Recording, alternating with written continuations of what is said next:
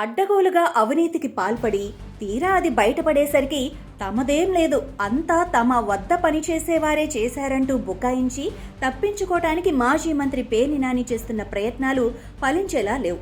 సొంతంగా ఓ గోడౌన్ నిర్మించి దానికి పౌర సరఫరాల శాఖకు అద్దెకిచ్చి ఇటు అద్దె సొమ్ములు తీసుకోవటమే కాకుండా ఆ గోడౌన్లో పౌర సరఫరా శాఖ నిల్వ ఉంచిన రేషన్ బియ్యాన్ని మాయం చేసిన కేసులో పేర్ని నాని ఆయన సతీమణి జయసుధ పూర్తిగా ఇరుక్కున్నారు. ఈ కేసులో పేర్ని నాని భార్యకు కోర్టు ముందస్తు బెయిల్ మంజూరు చేయగా పేర్ని నానికి తాత్కాలిక ఊరట లభించింది. అయితే పేర్ని నాని సతీమణిని పోలీసుల విచారణకు సహకరించాల్సిందేనని ఆదేశించింది. దీంతో పోలీసుల నోటీసుల మేరకు ఆమె విచారణకు హాజరై బియ్యం మాయం విషయం తనకేమీ తెలియదని, గోడౌన్ వ్యవహారాలన్నీ ఆ గోడౌన్ మేనేజర్ మానస్ తేజ్ చూసుకుంటారని చెప్పి చేతులు దులిపేసుకోవటానికి ప్రయత్నించారు.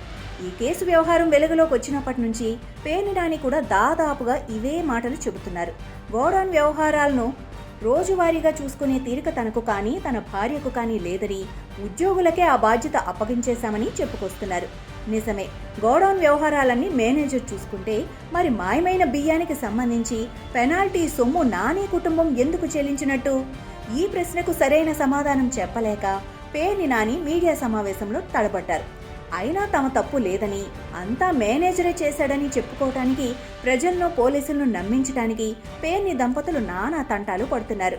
ఇప్పటికే గోడౌన్ మేనేజర్ మానస్ తేజ్ అరెస్టై జైల్లో ఉన్నాడు. అతనిని విచారించిన తర్వాతే పోలీసులు ఈ కేసులో A6గా పేర్ని నానిని చేర్చారు. ఇంత జరిగిన తర్వాత నయానో భయానో మేనేజర్ మానస్ తేజ్ చేత పేర్ని కుటుంబానికి బియ్యం మాయంతో ఏ సంబంధం లేదు, అంతా తమదే బాధ్యత అని చెప్పించినా ఆశ్చర్యపోవాల్సిన పని లేదు. అయితే ఇక్కడ మాయమైన బియ్యాన్ని కాకినాడ పోర్టుకు తరలించేశారు. అక్కడ నుంచి అక్రమంగా దేశం కూడా దాటించేశారు. ఇందుకు సంబంధించి పక్కా ఆధారాలున్నాయంటున్నారు పోలీసులు.